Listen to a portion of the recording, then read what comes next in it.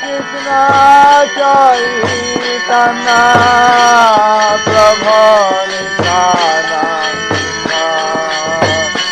Jayapataka Swami Maharaj. The following was a lecture given by His Holiness Jayapataka Swami on December 26, 1982 in Atlanta, Georgia. The class begins with a reading from the Srimad Bhagavatam, Canto 2, Chapter 1, verse 22.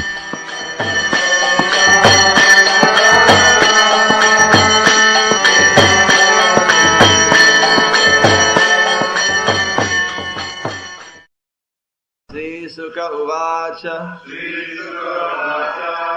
Jitasano Jitaswaso Jitasango Jitendriya Stule Bhagavato Rupe Manasandharayet Dhiya.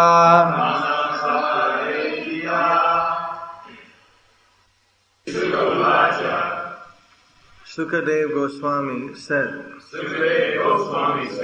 Jita asana, controlled sitting posture. Jita swasa, controlled breathing process. Jita sangaha, controlled association. Jita indriya, controlled senses. Stule, in the gross matter. Bhagavataha, unto the personality of Godhead. Rupe, in the feature of. Manaha, the mind. Sandharayet, must apply. Dhiya, by intelligence. Translation by His Divine Grace Srila A.C. Bhakti Vedanta Swami Prabhupada. Sukadeva Goswami answered, one should control the sitting posture, regulate the breathing process by the yogic pranayama, and thus control the mind and senses, and with intelligence apply the mind to the gross potencies of the Lord, called the Virat Rupa. Translation with repetition. Sukadeva Goswami answered. One should control the sitting posture. Regulate the breathing process by the yoga pranayama. And thus control the mind and senses. And with intelligence apply the mind to the gross potencies of the Lord, called the Virata Rupa. Poured by Srila Prabhupada. The materially absorbed mind of the conditioned soul does not allow him to transcend the limit of the bodily conception of self. And thus, the yoga system for meditation, controlling the sitting posture and breathing process and fixing the mind upon the Supreme, is described in order to mold the character of the gross materialist. Unless such materialists are able to cleanse the materially absorbed mind, it is impossible for them to concentrate upon thoughts of transcendence. And to do so, one may fix one's mind on the gross material or external feature of the Lord. The different parts of the gigantic form of the Lord are described in the following verses. The materialistic men are very anxious to have some mystic powers as a result of such a controlling process. But the real purpose of yogic regulations is to eradicate the accumulated dirty things like lust, anger, avarice, and all such material contaminations. If the mystic yogi is diverted by the accompanying feats of mystic control, then his mission of yogic success is a failure, because the ultimate aim is God realization. He is therefore recommended to fix his gross materialistic mind by a different conception, and thus realize the potency of the Lord. As soon as the potencies are understood to be instrumental manifestations of the transcendence, one automatically advances to the next step, and gradually the stage of full realization becomes possible for him. As soon as the potencies are understood to be instrumental manifestations of the transcendence, one automatically advances to the next step, and gradually the stage of full realization becomes possible for him. Thus end the Bhaktivedanta purport of text 23, chapter 1, canto 2, in the Srimad Bhagavatam, in the matter of the first step in God realization. So, here the Virat Rupa, or the gigantic form of the Supreme Personality of Godhead, is about to be described. The material form, which is recommended for people beginning spiritual life, who don't have any faith in the personal feature of the Lord, that if they meditate on this Virata Rupa, or this universal form, then it may be helpful for them.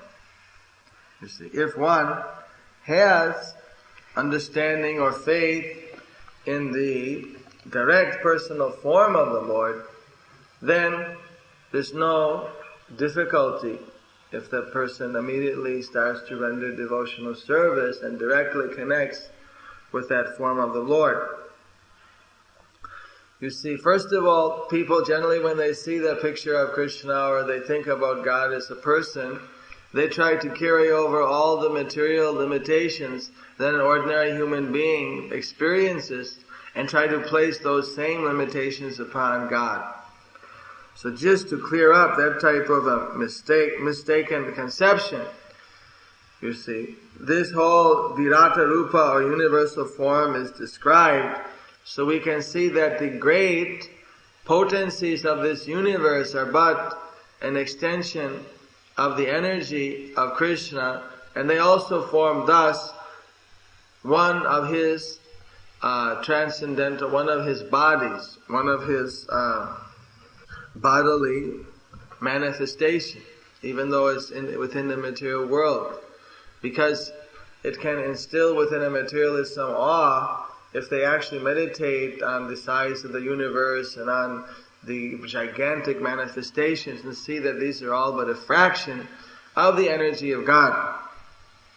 Of course, if someone can understand from the beginning that the personality of Godhead is above all these manifestations, then one doesn't have to go through all of this meditation on the Virata Rupa. One can directly engage in the service of Krishna. You see, one can directly begin to chant Hare Krishna, Krishna Krishna, Hare Hare, Hare Rama, Rama Rama, Hare Hare, and serve in the temple of the Lord. Render the Sankirtan Yajna to the Lord. There's no difficulty. So, one point here that Prabhupada saying the materially absorbed mind of the conditioned soul does not allow him to transcend the limit of the bodily conception of self. Thus the yoga system for meditation is prescribed in order to mold the character of the gross materialist. That means controlling sitting posture, breathing process, fixing the mind on the Supreme. That the normal people are absorbed in their material affairs. They're absorbed in the bodily concept of life. And so for them, if you say that, alright, you're absorbed in the bodily concept, so now meditate on your body, do these asanas.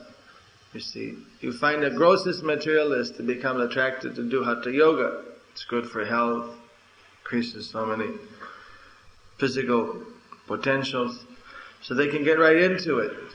And then by going step by step, even for a very grossly attached materialist, after they know how to sit properly, do different asanas, then they start doing pranayama breathing exercise and meditate, then in this way, see, step by step, gradually they're brought into a type of spiritual realization, even though the initial step is just doing exercises.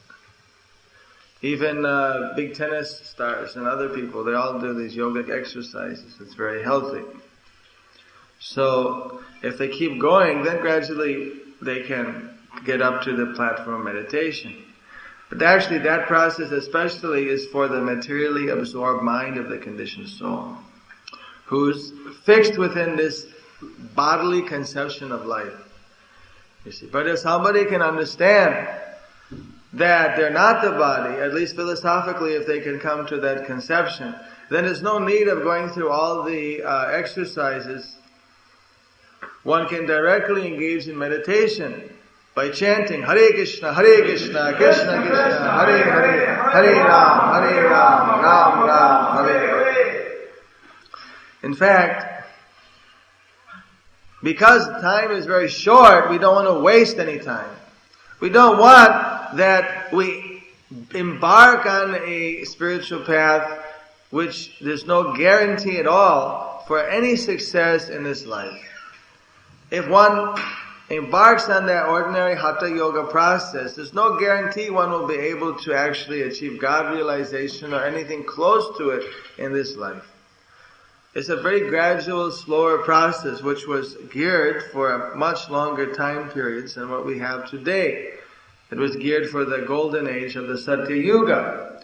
In this present disturbed age, a special facility has been given by chanting Hare Krishna, Krishna Krishna, Hare Hare, Hare Ram, Ram Ram, Hare Hare. You see, the consciousness automatically opens to the spiritual platform, surpassing all the Kundalini chakra, Sarvagya chakra, and other chakras. One can directly approach the spiritual consciousness. So, one thing here we could meditate on is this leading statement. It's not good to shake your leg. The materially absorbed mind of the conditioned soul does not allow him to transcend the limit of the bodily conception of life. I was listening to a tape where Srila Prabhupada was discussing being mad after Krishna. That if you want to be mad after Krishna, if you want to develop love for Krishna, you want to develop your complete realization of Krishna, so to be mad after Krishna, then you have to stop being mad after the material nature, after the material enjoyment. You see, the one side a person is completely materially absorbed, habits, living style, thoughts, everything is completely absorbed in the material conception of life, that it's not possible to come to the realization of the supreme spiritual absolute truth. Instead, one will always be considering oneself on the bodily platform. And this is exactly what's happening.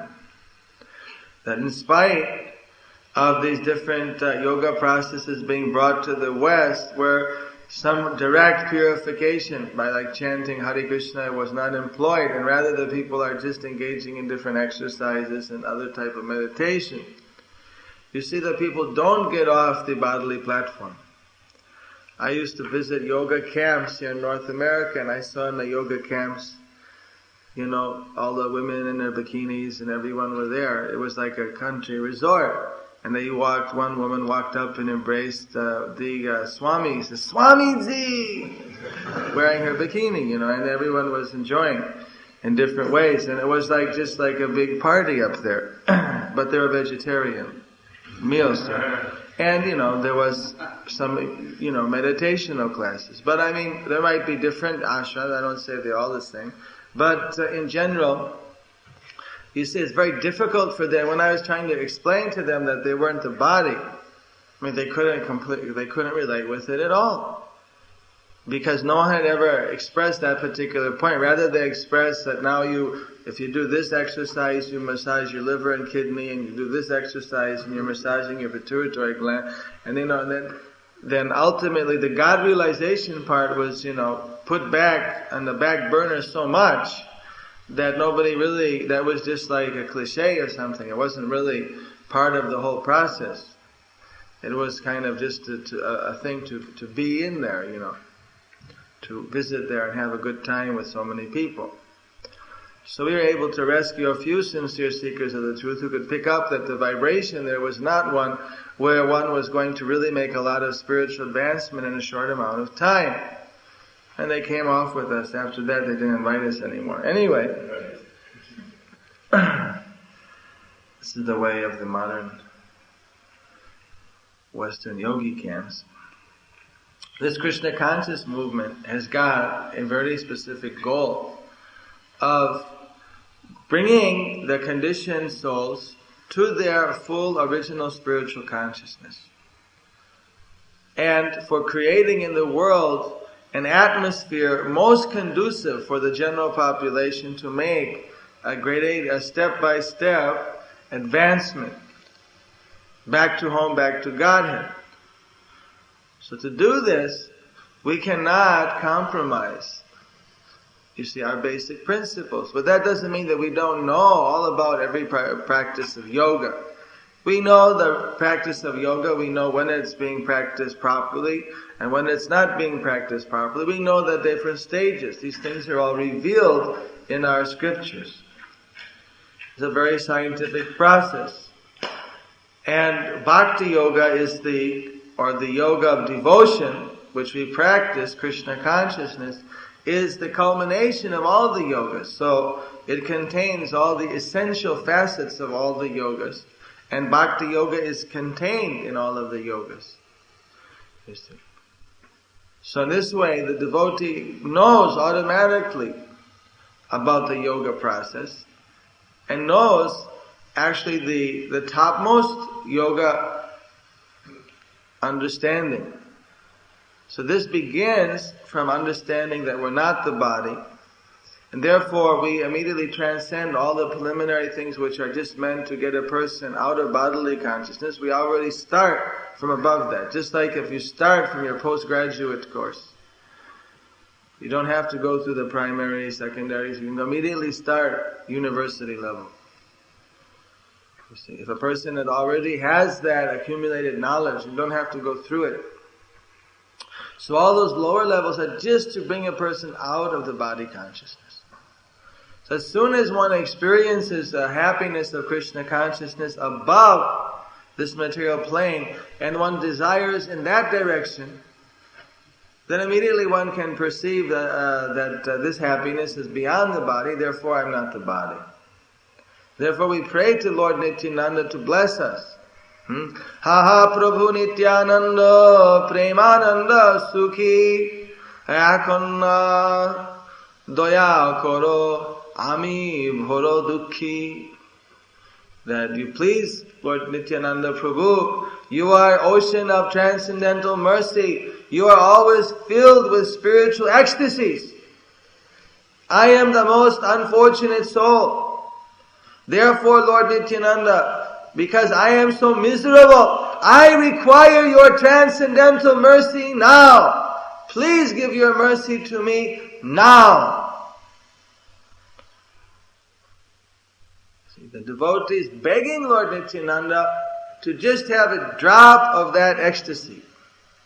With one drop of the ecstasy of Lord Nityananda, a person is flooded with an ocean of transcendental happiness. And when you're flooded with an ocean of transcendental happiness, it is very easy to be mad after Krishna. You see, so this is the shortcut. How to become spiritually absorbed, how to become absorbed in Krishna. If you taste the ecstasy, which is so great that it has no material comparison, it's very easy to be mad after Krishna. So that's the shortcut, is that Lord Nityananda, Lord Chaitanya, they're giving that special mercy very easily.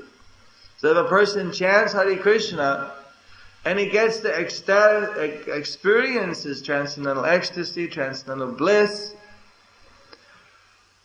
then it's very easy for that person to motivate himself to go beyond his bodily consciousness and to perfect in yoga. You see. But in spite of all good experiences and good instructions, you see, if someone hasn't actually achieved that experience yet, and is somehow or another not able to corner the mercy of Lord Nityananda due to regularly chanting Hare Krishna and following the other systems, or just somehow or another isn't able to get the mercy of Nityananda, which means a person is most unfortunate, because Lord Nityananda gives His mercy to anyone who wants it.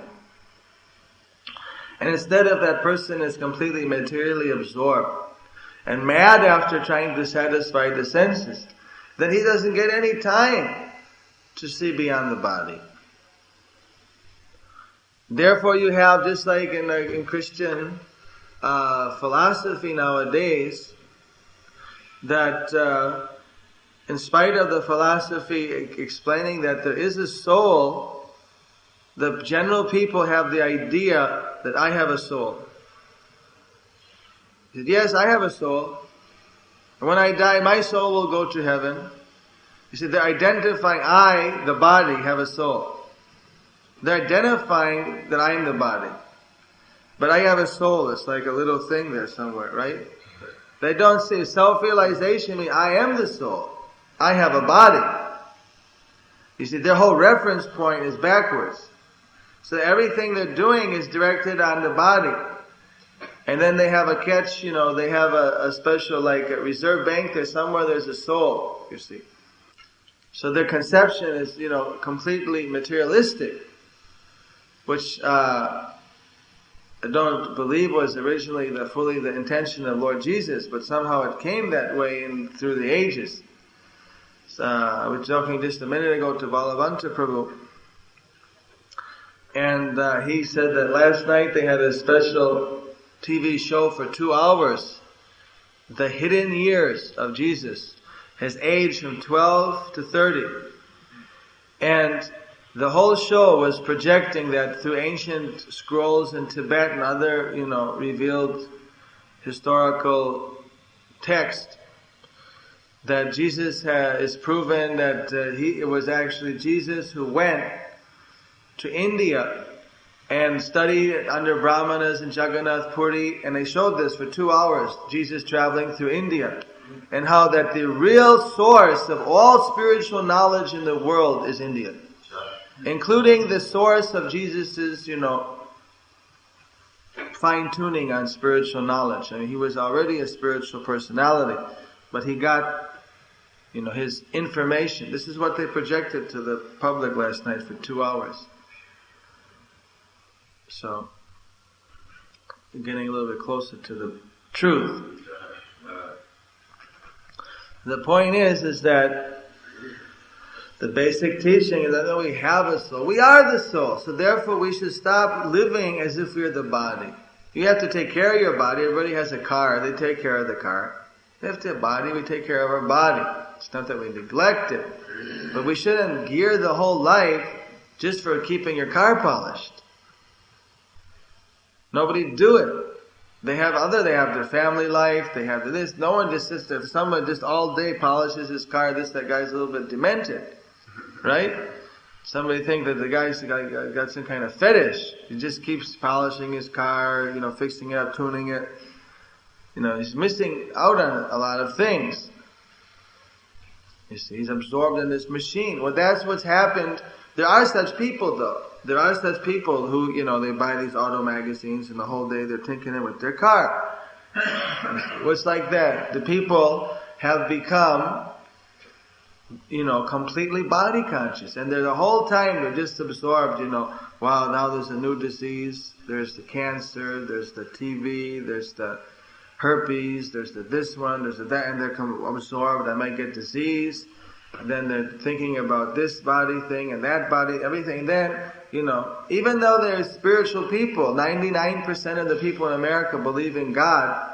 So I would assume if they believe in God, that must mean they also believe in soul. Right? But they don't have any conception or any education or any training whatsoever. What is the soul? What is the self? And then how is one supposed to act in that relation? Instead, people are naturally just going on in the same old bodily concept of life. Just that they've added a little touch of belief of God. Just, yes, I believe in God. You see. But so here in the yoga process that's mentioned here, that actually one is supposed to control the body, control the mind, control the senses with intelligence, bring the body under the control of the intelligence, which is the closest thing to the self. And by regulating the body, by engaging the body in either yogic process or directly in the service of God, one is supposed to transcend the bodily concept of life. Unfortunately, in spite of so many people in the world believing, quote unquote, in God, they do not try to actually come above the bodily conception of life. You see. Therefore, the whole world is racing, you see, more and more madly after bodily pleasures, bodily comforts, bodily conceptions of life. And as a result, the people are becoming more and more materialistic, they become more animalistic, they're becoming more dissatisfied. This just proves the slope that this material energy is so difficult to overcome. By our own effort, we cannot overcome this material energy. We have to have the advice, the teaching from Krishna himself and from his representatives. By our own effort, without referring to the Vedas, without referring to the spiritual books and getting the information from the spiritual masters, is not possible for us to on our own get above this bodily concept of life. Tat vidhi pratipatena pratipasnena sevaya upadekshanti te jnanam jnaniva tattvadarshina. If we approach a bona fide spiritual master who has the information of tat, of the truth, tat vidhi, and we ask questions, we perform service, we surrender, then a perfect situation is created and one can come above the bodily concept of life. You see, one can come above the bodily concept of life, and when one is above bodily concept of life, then it's possible to understand the position of Krishna to some extent. You see, because he is completely above this material bodily concept. He's completely above the material nature.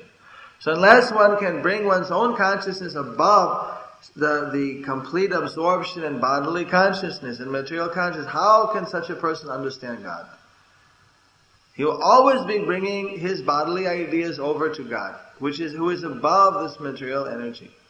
But when one comes above the bodily concept of life, then the avenue is open for understanding more about Krishna. You see, so this is the beginning for those people that just can't get out of the bodily concept of life. So then another process is giving, alright, through bodily consciousness, you perfect your body, make your body very well controlled, control it in yoga. To control the body, get mystic powers. By these mystic powers, then you'll be able to control the material nature. So even someone in bodily concept of life, these things are very attractive. If you tell somebody you can reach out and get a Seiko watch from Hong Kong, or you want to get a Rolex watch from Switzerland, or you can get, an Apple from anywhere, you can, whatever. It's a little attractive even to the most grossest materialists. So the yogic powers, they attract people. Gross materialists are paying $4,000 to the TMers so that they can learn how to levitate. You see, we have many members, some of the so-called acharyas or teachers, the instructors, they've all come to our movement because when they reach a certain point, they realize that in this type of process, it's so gradual that it just takes one barely above the bodily concept of life. When one comes above the bodily concept of life, they don't have much more to offer. Then they come to Krishna consciousness to know what to do when one's on the spiritual platform. And so many have come, you see, when they get to that point of realizing that I'm above the body, when they get tired playing with the body and even extending some yogic powers, when they actually realize I'm not the body and the Supreme Truth is above the material world, then immediately they want to get closer to the Supreme Truth. Then the process that they're employing is so slow that they're not satisfied. It's not satisfying to the self. It may be satisfying to the mind or body when one can manipulate subtly the material world, you see. But after one starts to advance spiritually, you want to go beyond manipulating matter. You see, nowadays you can do it with these little, video games. They think that they're, in Star Wars or something, right?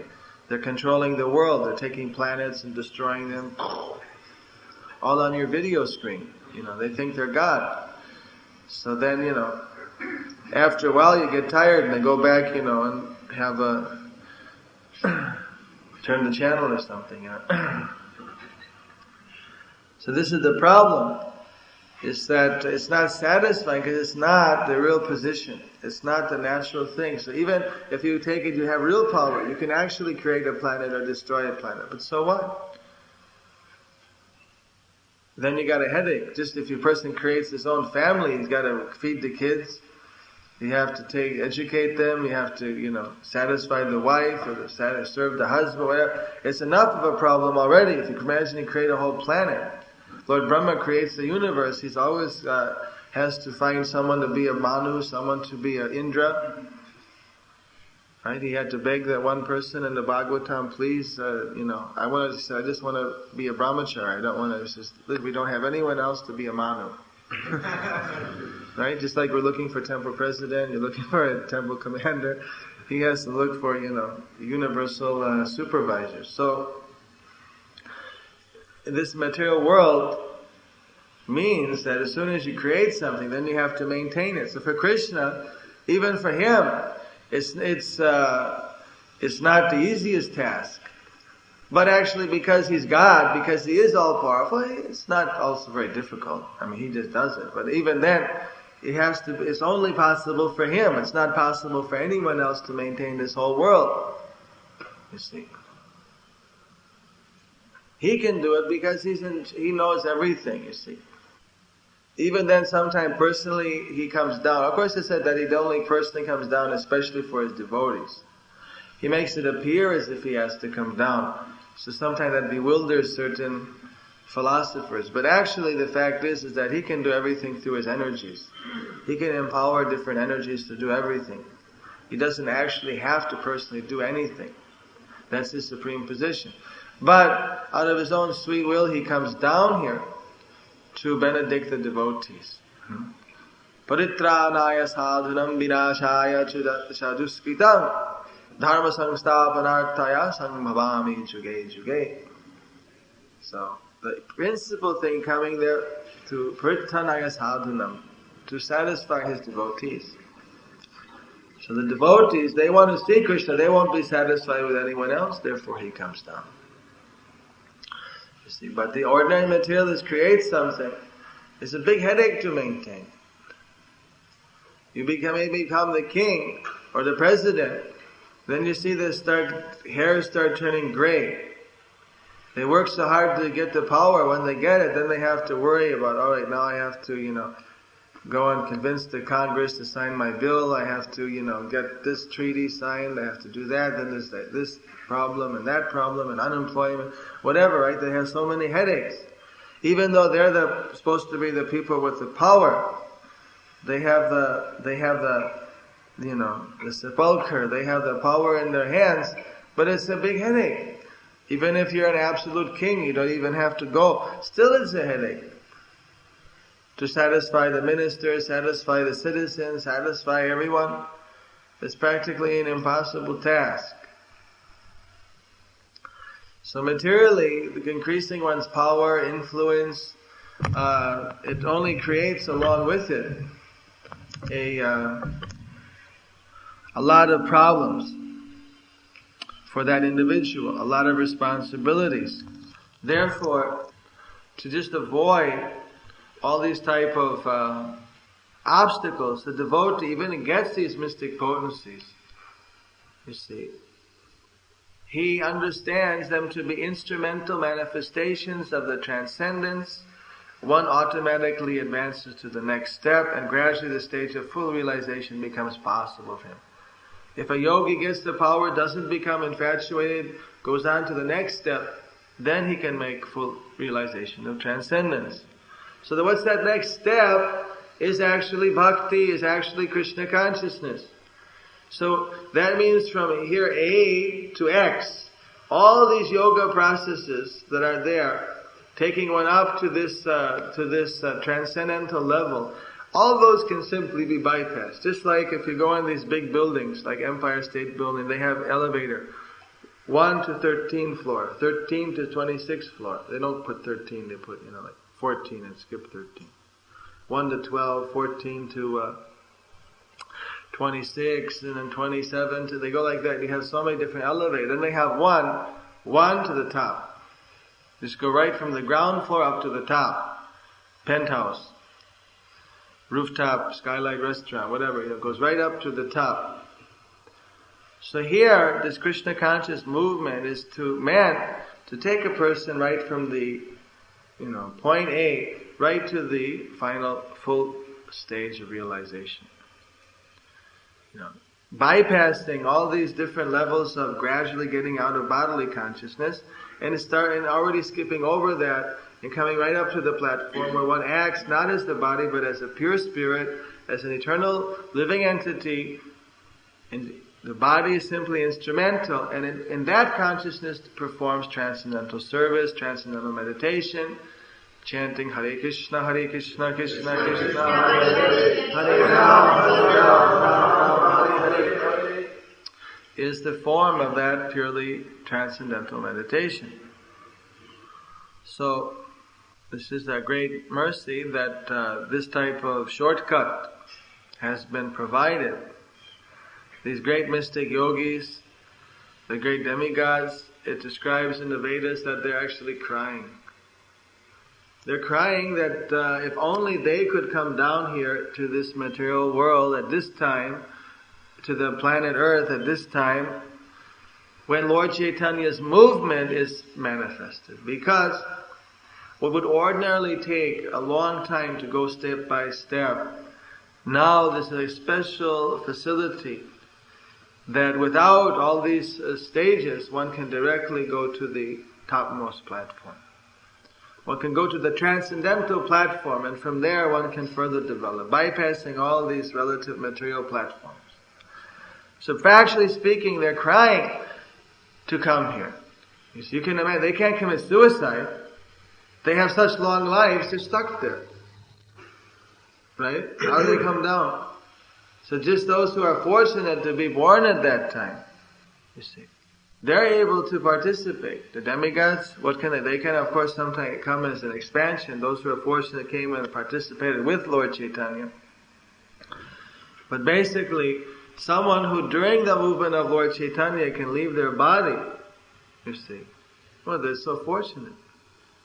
Even Lord Brahma came down to participate in these pastimes, and he, by chanting Hare Krishna, I think I explained this before, that how when Lord Brahma had offended Krishna by stealing his cows and calves, and then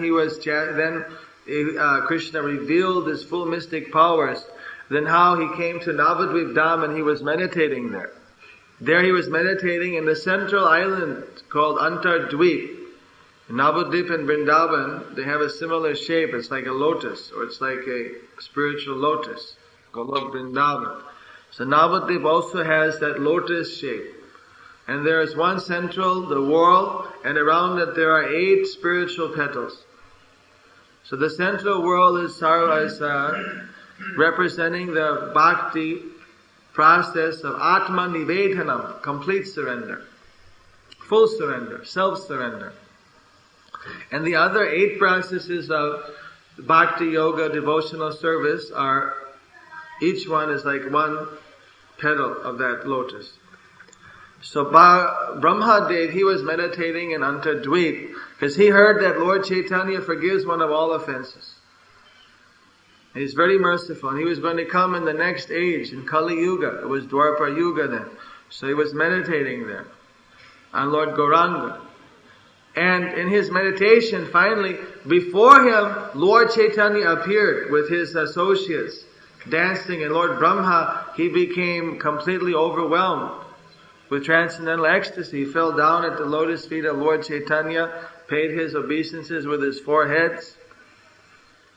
You see, then he prayed to Lord Chaitanya that you're going to appear here. You're going to manifest your pastimes before the whole world in the coming age of Kali. You see, I'm praying for your benediction that I am a great offender. Because Brahma was lamenting that how I became so powerful demigod, I was able to directly create this world on behalf of the Lord, and then I'm so offensive, I get so puffed up over my paltry position that I have, so foolish I was offending Krishna, stealing his cows. How am I going to get over these offenses? When will I get real devotional service?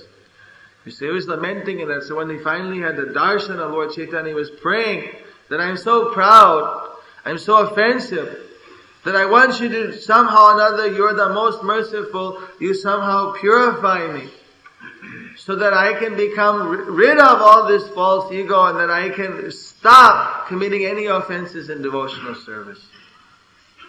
You please benedict me that I can get, you see, the transcendental opportunity to associate with you. So then, Lord Chaitanya, he agreed. He said, Tatastaha, so be it, that you will appear in the family of a Yavanas, of a Mohammedans. You see, the meat-eating people there in India. And because of that, you'll be forced to be very humble. You see, this is also an advice that when our Western preachers go to India, they should be humble. That they're coming from a different habits, you see. They should be humble when they're preaching. That touches the people's heart rather than coming in as if you're on top of the horse or something. We should be humble. They're also Brahmanas in India. Not that only Westerners can be Brahmanas. We should be humble when we're preaching.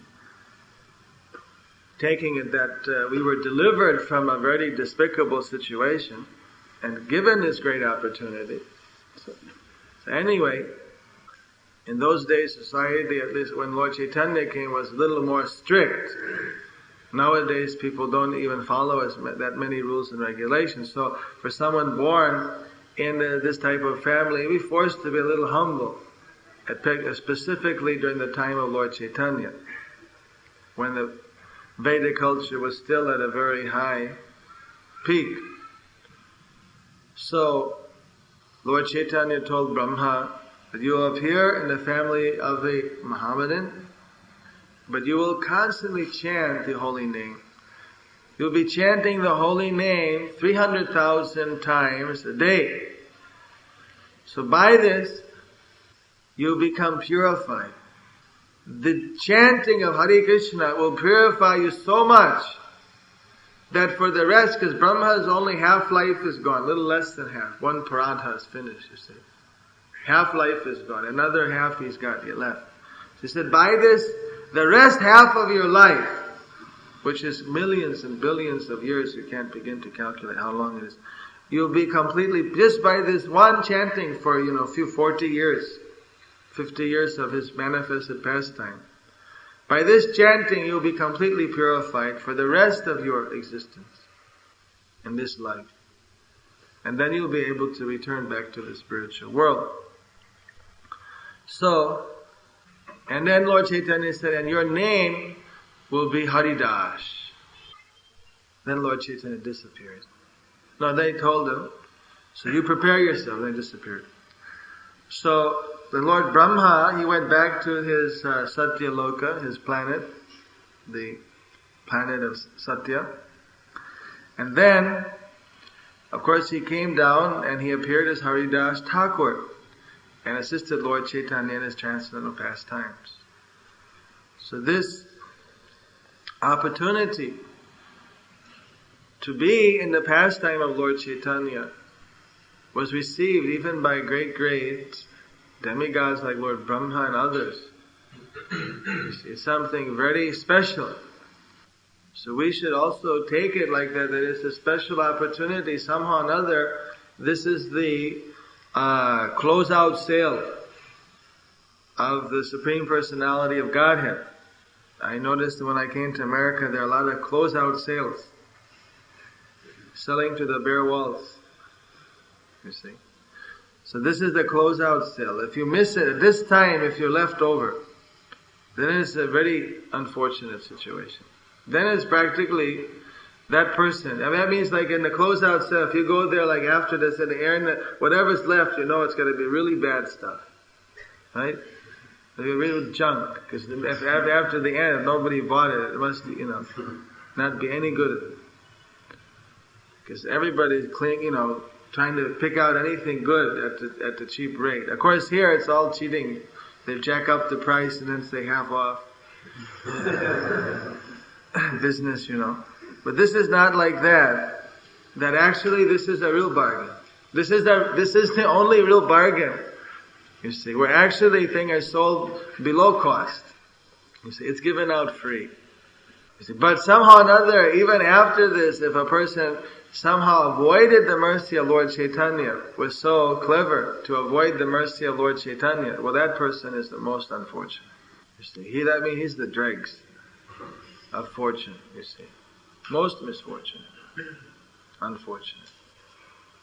So, we should be very careful not to be one of those, and to take the mercy of Lord Chaitanya and try to give it out to everyone.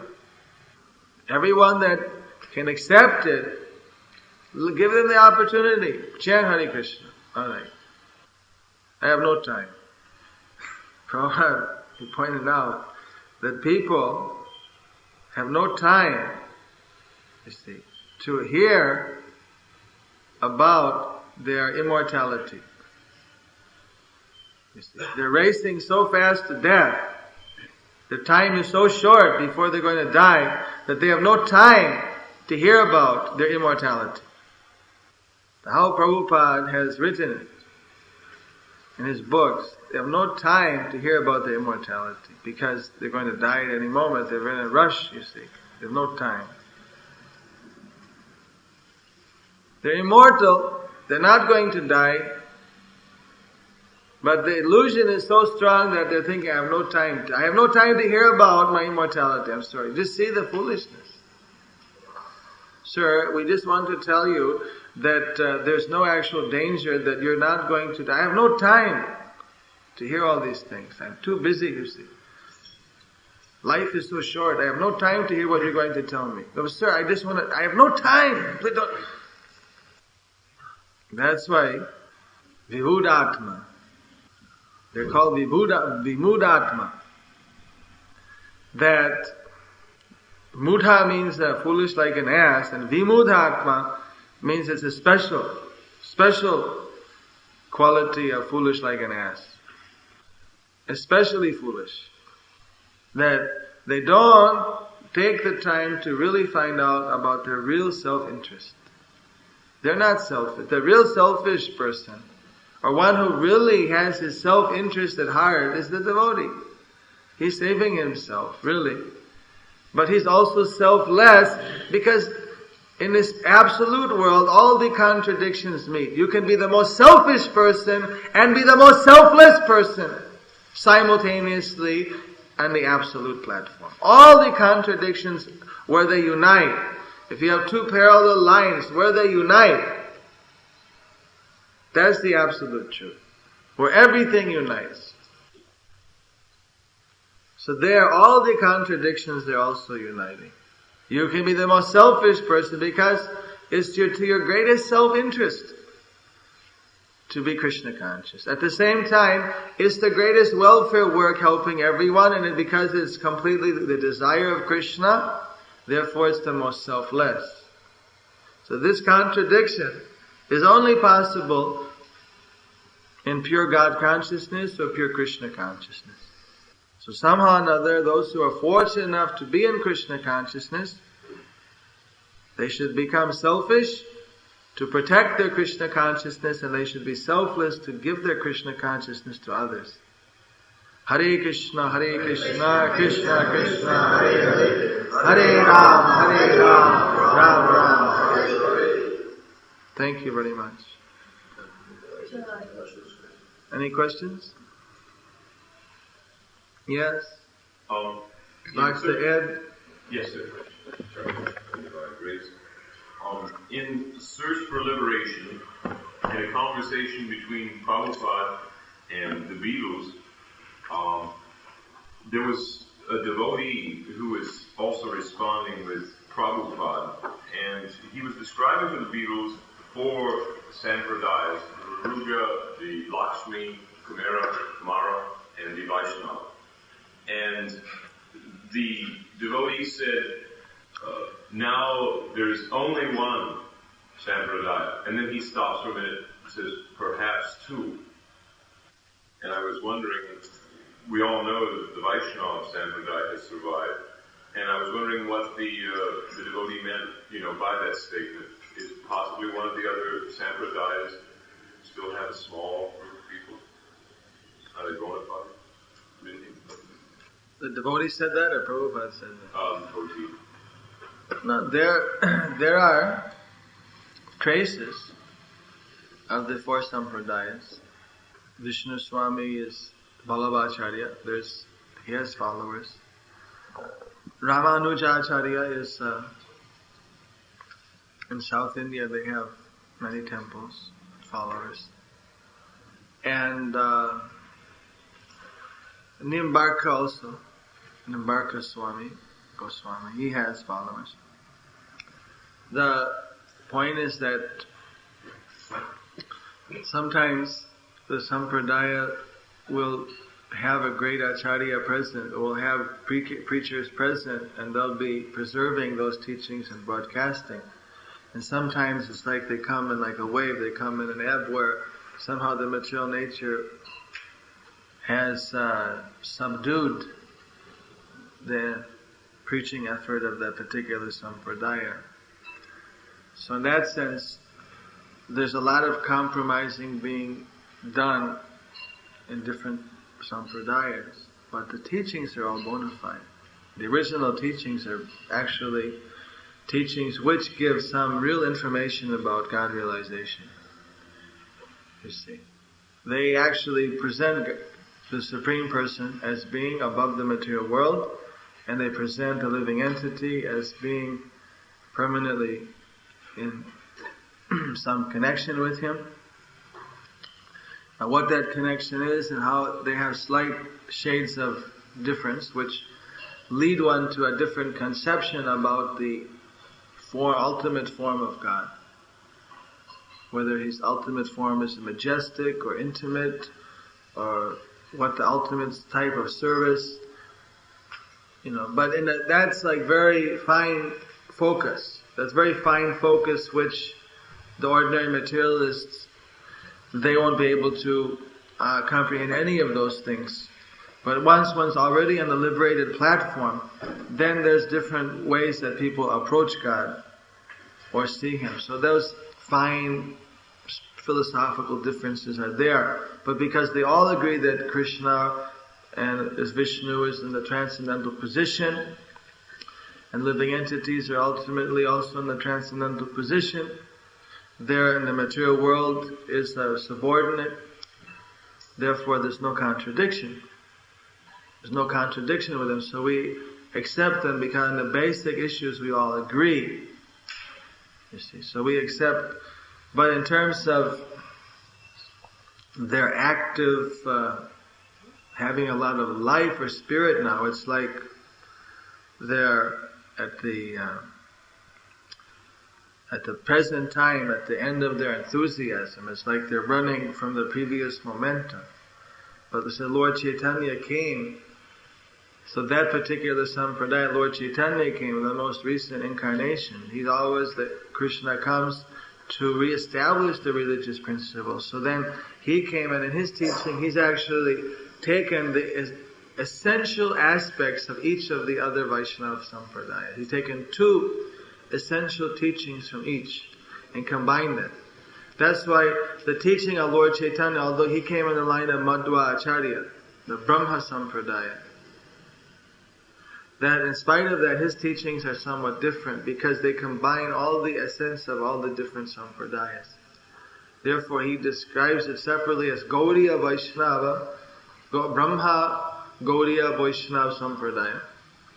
Brahma Gaudiya. The different that Gaudiya signifies Lord Chaitanya, and he take the four Sampradayas and combining them together.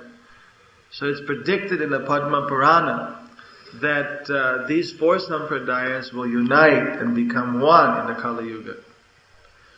And that someone would initiate this effort who would be born in Jagannath Puri.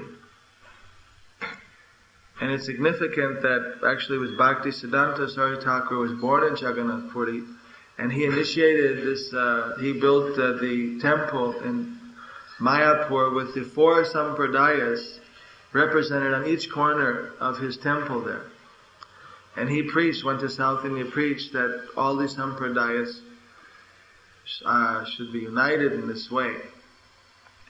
And then of course, he empowered Srila Prabhupada, who was specially sent by Krishna for furthering and actually manifesting the message of Lord Chaitanya all over the world. So, many of the Gaudiya Vaishnavas have accepted that Bhakti Siddhanta was the prediction for fulfillment of the prediction for uniting the four Sampradayas, for initiating that. And in any case, they're all to combine within Lord Chaitanya's Sankirtan movement. And that is happening more and more. By Prabhupada's mercy, this preaching is being accepted by all the Vaishnava Sampradayas. There was once an attempt by Jiva Goswami, or he did not attempt, he actually established what was known as the Vishwa Vaishnava Mahasabha, which was a great congress of all Vaishnava devotees of the Lord to create, a worldwide spiritual consciousness. So within that Vishwa Vaishnava Mahasabha, he gave a basic blueprint how the whole world could be based upon pure God consciousness, pure Krishna consciousness. And he gave 26 different categories of world spiritual conquest, of which Prabhupada has already given given all of them in different forms.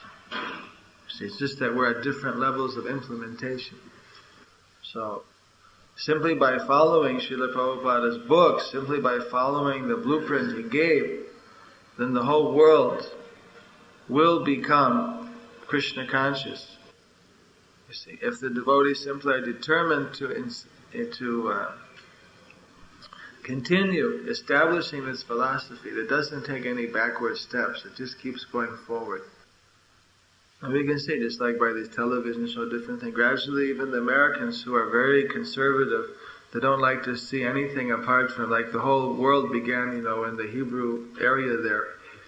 And, Jesus was walking in Tennessee a couple hundred years ago, as far as, So, even they're being exposed to so many, understandings about the Indian source of spiritual knowledge, that hopefully this will gradually make them a little more receptive to understanding the teachings of the Bhagavad Gita, which are definitely inspiration to the religious leaders that they hold dear.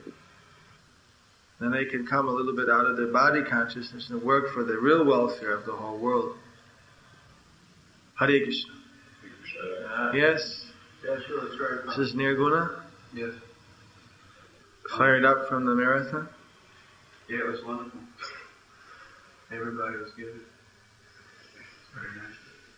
So, I hear just like in England, they're going to carry on the marathon right through January. I hear you want to carry it right through too?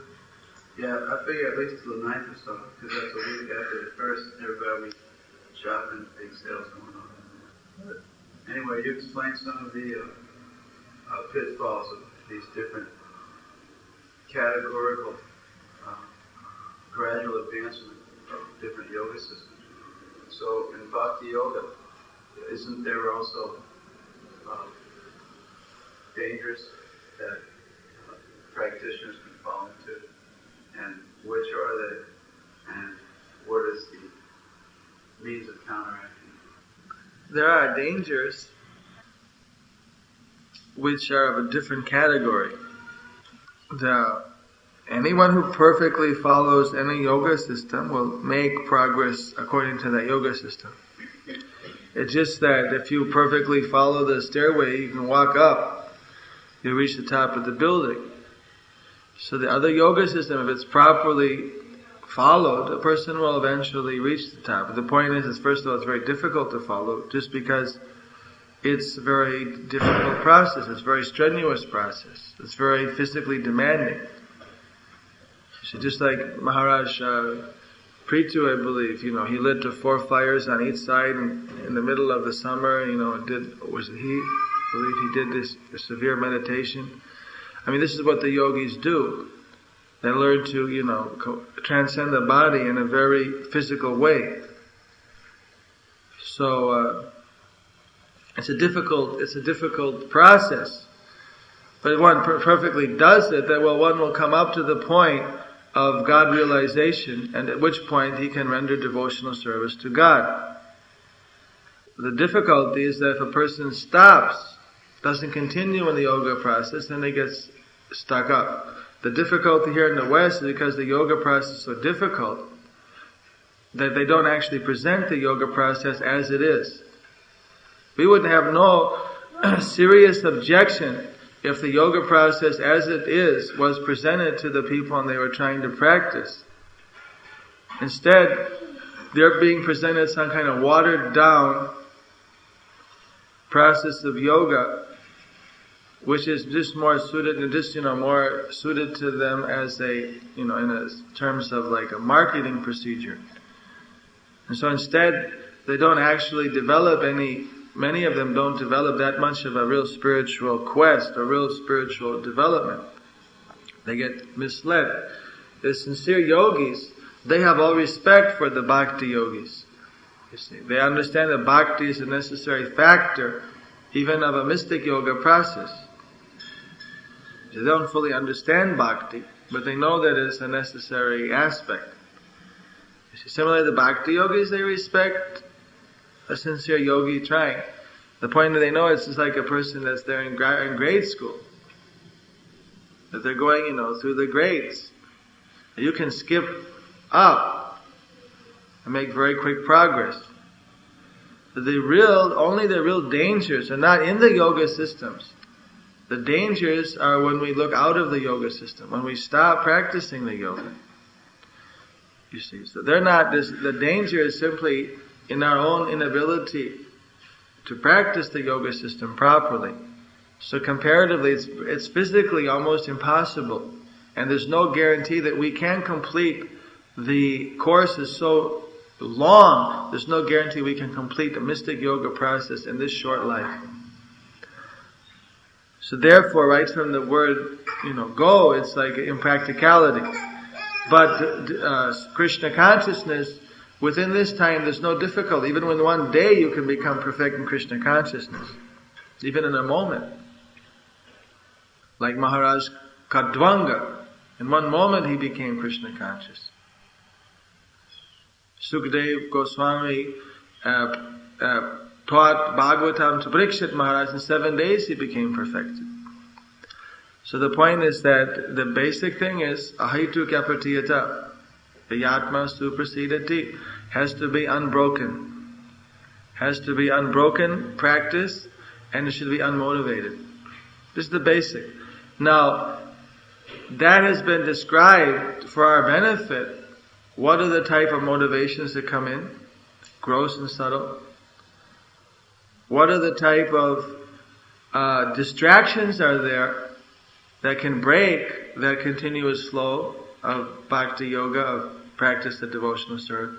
So it's just that's just to further guard us, because we might not, due to inexperience, we might not consider something to be an obstacle. We might think, well, what's wrong with that? That's all right. We might consider, well, what's wrong with opening up, hospitals or doing different kind of activity? We might, if we're doing some unrelated work, which appears to be good in a material sense, but it may have some spiritual dangers there. So for that, we're warned. Just it's described to us all the different kind of material dangers that are there. So in case they try to come and distract us, we'll be able to distinguish between matter and spirit, between the spiritual path and the material. Actually, as long as we just stick to Krishna consciousness, we don't ever break the Krishna conscious flow. We don't pollute our consciousness with some type of other ulterior motive. Some kind of like, I want to practice Krishna consciousness in order that I can get a new car, in order that I can get a new good material body, which is going to die anyway. This one's already going to die, and another one's going to die. Anything like that is some ulterior motives. Then that will produce that, the motive thing will give us that result. We won't get pure Krishna consciousness. And the distractions, they may waylay us. So the actual, in the process itself, there's no danger. The dangers are all on the periphery, all on the sides. So that way, just telling us what the dangers are, so that we can avoid them. You see, actually, if you're just like for Parikshit Maharaj, he didn't even really have to get into all of it, because this day and night, all he did for 7 days is just hear about Krishna. There was no distraction. They didn't even stop to eat or drink water. He just, for 7 days and nights, he just listened. So you got, because there's unbroken, continuous flow of Krishna consciousness. He had no other motive except to achieve his ultimate spiritual welfare. He achieved. But we have, a whole life. So within that life, there are so many desires may come up. There's so many distractions. We're just being told that what those dangers are from outside. Because it's like you're on the ship and the sharks have, they try to lure you off. You come over here, just like Ravana told Sita Devi, just step out here, it's alright. She was safe as long as she was within that area. You know the story how she Lakshman put the line that no one could go in. Ravan tried to go in and he got burnt. So then he tried to trick Sita that I'll fast, I'll go away hungry if you don't come out and give. You see? So he was dressed like a very saintly person, like a sadhu, like a saint. But then as soon as she came out, he threw off his robes and there he was, Ravan the demon, and then he grabbed her and kidnapped her. And this was the situation. That actually within devotional service, as long as we just keep that unbroken, one half is unbroken flow of devotional service, no danger. But the difficulty is that because our flow may not be so unbroken, it may not be, so complete and full in the beginning stages, that little bits of contaminations can creep in. So we're warned, you see, what those contaminations are, so we can be on the lookout. Just like when you're driving on the road, they put a sign, dangerous curve. That means that you have to be especially careful when you go around the curve. If you're a little careless, you go around a little wildly, you might slip off the road. You see, actually the road is all paved, it's all, good road. You just have to know where the curves are. So that way you're given some warning. These are the dangerous places you have to be careful about. So that way 50% of our energy we do to keep our foot on the accelerator. To keep the devotional service going, you see. And then other 50% we have to keep our eyes on the road, pulling out the weeds of devotional service. Be wary of all the, other type of little dangers and things trying to just test us or try to distract us. But actually on the path, there's no danger. The danger is somehow it's going to distract us to get off the path. Or slow down our progress, you see. So that way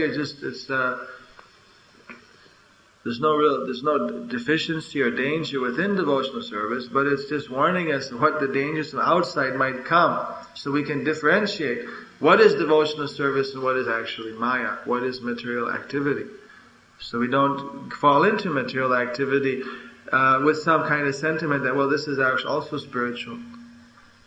And then, get stuck up. Just like someone who takes the wrong turn. Because he didn't read the road sign properly. Happens all the time, right? And after you go a ways, then you realize that, oh, this is not the right road. Then you turn around. But then it's not always, you don't find the turnaround so easily. So you waste a little time. So just so you don't waste any time, first the path is given. This is the direction, right? But then just, to be sure that you don't make any wrong turns, you say, watch out, when you get this point, there's a wrong turn you could take, don't take it. So that way, this makes it that much easier. But if a person even doesn't know all those things, he just stays on the straight road, doesn't go here or there, doesn't just, then it's alright.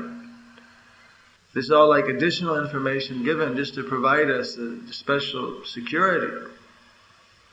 First, that's why you always to chant, first practice, there's a positive, this is what you have to practice. Then, avoid these things. Because if you avoid these things, that will help you so much. What's the practical example of pulling out the weeds? Pulling out the weeds. Well, just like, for instance, the first weed is described as nishidachar, unauthorized behavior. Say that a person is habituated to eating meat, but chanting Hare Krishna, a friend of Krishna, coming, but still eats meat. So then the person gradually stops eating meat. That's pulling the weed out. Say in the beginning stage. Or then, say something that might even attack an older person that's in devotional service, kutinati, or lab pratishta puja. Kutinati means diplomatic behavior. Just like, say, a neophyte devotee, not very strong, is trying to practice devotional service. He's practicing, but somehow he got waylaid. Went out, did something wrong. Maybe went out and got drunk or something. Just met some old friends. He said, "Come on." Next thing you know, he had a beer can in his hand or whatever. So got in trouble. So then I met a devotee like that. There's not a devotee initiated, but just like a bhakta type person. And then he had something like that happen. Then he got picked up for drunken driving. First, he was come by and he was apologizing. He's going to really try to be Krishna conscious again.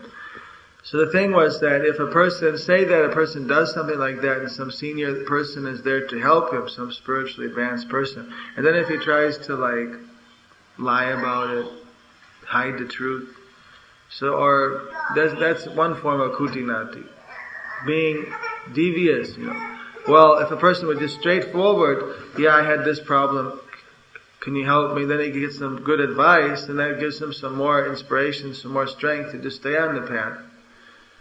You see. So that lack of being straightforward, of, confiding in people who are actually there to help you spiritually, that's one form of kutinati. There are many others, like different kind of diplomatic behavior. So when one gives up that behavior, and then takes the straightforward path, takes the consequences, whatever it may be. You see, there's no consequences like that in devotional service. No one's going to put anyone unnecessarily on the spot. Rather, everyone's compassionate, try to help them if they're having difficulties.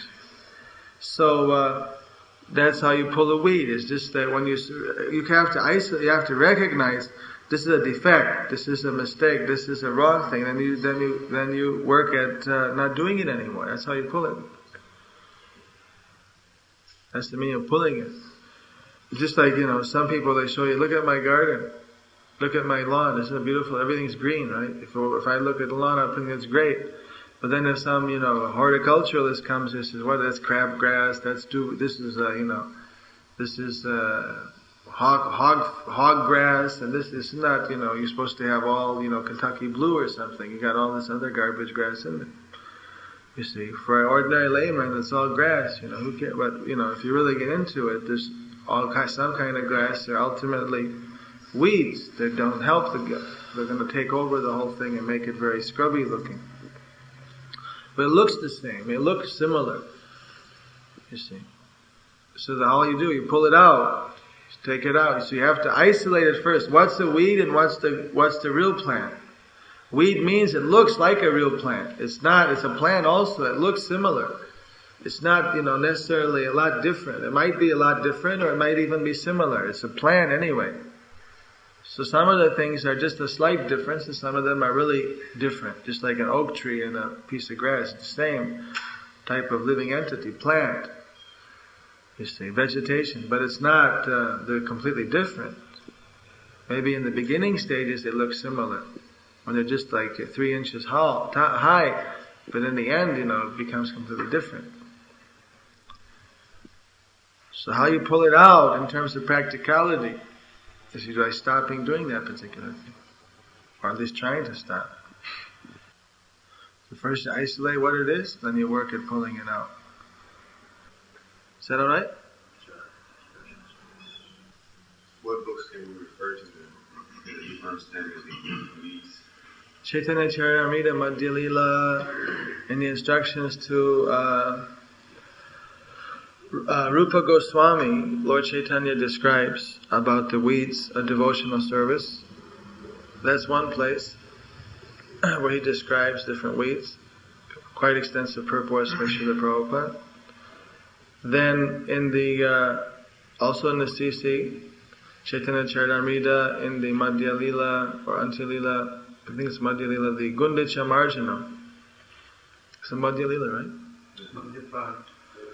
Madhya 5. In the Gundicha Marjana there, it goes into some detail about cleansing the heart, using the pastime of Lord Chaitanya, cleansing that temple. And then in the purports it describes about the different things that are in the heart that can be cleansed, types of weeds. Then, just offhand, I would say that there are a lot of important instructions that one could learn by reading the pastime and the Bhagavatam about King Puranjana. More on a more material level, it describes a lot of the material type of problems in that allegorical story about Puranjana. In general, throughout, it gives so many instructions, especially those two parts of the Chaitanya Charitamrita directly regarding pulling weeds, or what the weeds are by definition. But you'll find instruction like that throughout. Anyone else? Nirguna? Yes, I have a question about offering arti and Is the it- articles of worship. Is it to do with this class? Well, no, what I was But otherwise referring to specifically is some of the purpose for some of the articles, like for instance the conch shell of water. How is that actually used by the recipient? And should it be warm or cold? Or what is the purpose? And the handkerchief. In other words, to try to understand why my offering is to this worshipful person, and how is it to be used. I've heard, different things that I've never really registered. I've never read anymore. Well, the incense is pretty obvious. Yeah. Offering scent. Lamp, you're greeting. This arti means greeting. This is the way you greet a person. You offer light to him. It's very aesthetically pleasing. Lighting up the person like. It's a form of greeting. Similarly, the conch shell, there's some significance. I don't know. I've heard something, I can't remember all of them, just offhand. The water and the conch shell, these are different auspicious offerings which are very pleasing to Krishna. But they have so many different significances. Some of them are just purely practical, like the incense or the chamara, or fanning and incense, or even the cloth. You're wiping the Lord. Something to wipe. You wipe your face. You offer water. Then after that, you're offering water. Then you're offering the wipe. But it has, this type of practical significance, and also it has so many esoteric meanings. offering flowers. These are different offerings. You can offer 5 items, 16 items, 64 items. Different items are being offered with devotion. So that's a form of greeting the Lord. And by witnessing these things also, it's very purifying. Even today in India, say like when I come to some places, then there's a lot of times there's a kirtan party meets me, and then the people there they take a tray with arti lights on it, and then they offer like this. They offer the lamp, and on it they have piles of rice sometimes, so they have different offerings. And these are Vedic traditions for receiving someone. You see. But it's very auspicious and it's very beautiful at the same time. So like this, I sent a newsletter out that I'm writing a book on the revised Archana Paddhati and a book on handbook for these different type of spiritual practices. So I said that anyone has any question, if they write, then we'll research, and include that in the book. It's there, it's in the Hari Bhakti Vilas. I read it, what the water in the conch shell is, I think the water of the 7 seas are there, and all the holy rivers, different things. Each has some significance, but normally we don't think about those, every day. We're meditating on mantras and chanting, doing our service. So. But if you want to know this, we can consider not keeping the book 2 volumes. Whatever, just people ask the questions. If enough people want to know a particular thing, and if it's simple enough to explain it, then we can put that in a book itself, so that it can be there for people in the future. But the basic attitude when you're offering should be, more direct, rather than thinking about what the individual thing is. It's actually ideas that you're greeting the Lord, you're receiving Him. And so in that type of, this is just giving an opportunity to receive, right? Just like when you see people meet at the airport, right? We landed in Nashville, it was Christmas Eve. So many people are coming in and they're laughing and hugging each other, and they were so happy to see their relatives and everyone. Then some people it was just like, a handshake, and other people they were just, laughing and hugging and everything. And then after that, it was all, after a few seconds, it died down. Some people, they went on, and it was going on in the hallway as they're going to get their baggage. But usually by the time everyone got down to the baggage collection, it was already kind of petered out. But for 5 minutes, some 2 seconds, some, 10 minutes, they kept a lot of, enthusiasm. And then gradually, that type of, so here, we can keep that enthusiasm for 45 minutes with the Lord, doing arti, because there's so many things that Krishna has given us a procedure where we can go on expressing our joy to be able to greet the Lord and receive Him and meditate on His transcendental form at lotus feet. He gives a vehicle for receiving, for meditation, for serving. That's the principal thing. We meditate chanting Hare Krishna on receiving the Lord. Hare Krishna.